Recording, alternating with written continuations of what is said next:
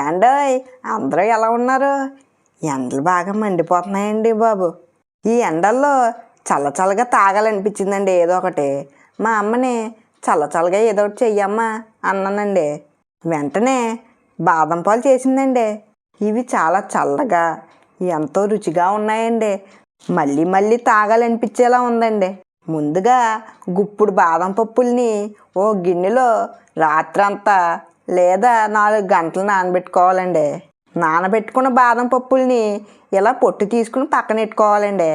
తర్వాత మిక్సీ జార్లోకి మనం ముందుగా నానబెట్టి పొట్టు తీసుకున్న బాదం పప్పులు వేసుకుని అలాగే అరకప్పు కాచి చల్లార్చిన పాలు వేసి మెత్తగా మిక్సీ పట్టుకోవాలండి.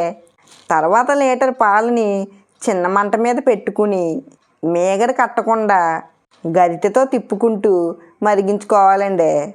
పాలు మరిగి ఒక పొంగు వచ్చాక ముందుగా మిక్సీ పట్టుకున్న బాదం పేస్ట్ని పాలల్లో వేసుకుని కలుపుకుంటూ మరిగించుకోవాలండి. 2 నిమిషాలు మరిగించుకున్న తర్వాత చిటికెడు ఎల్లో ఫుడ్ కలర్ వేసుకోవాలండి. ఫుడ్ కలర్ నచ్చకపోతే మీరు కుంకుమ పువ్వు వేసుకోవచ్చండి. ఫుడ్ కలర్ బాగా కలిసిన తర్వాత 1/2 టీ స్పూన్ యాలకుల పొడి వేసుకోవాలండి. ఇప్పుడు మళ్ళీ 1 నిమిషం మరిగించుకోవాలండి. 1 నిమిషం మరిగిన తర్వాత 3/4 కప్పు షుగర్ వేసుకుని షుగర్ కలిసేంత వరకు మరిగించుకుని స్టవ్ ఆఫ్ చేసేసుకోవాలండి. ఇప్పుడు మీగడ పట్టకుండా కలుపుకుంటూ చల్లారబెట్టుకోవాలండి. చివరిలో బాదం జీడిపప్పు పలుకులు వేసుకుని సర్వ్ చేసేసుకోవాలండి. ఇది ఇలా మామూలుగా తాగడం కన్నా ఫ్రిడ్జ్లో పెట్టుకుని చల్లగా అయిన తర్వాత తాగితే ఉంటుందండి.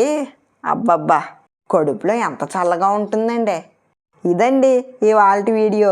ఈ వీడియో కనుక మీకు నచ్చినట్లయితే లైక్ చేయండి, షేర్ చేయండి.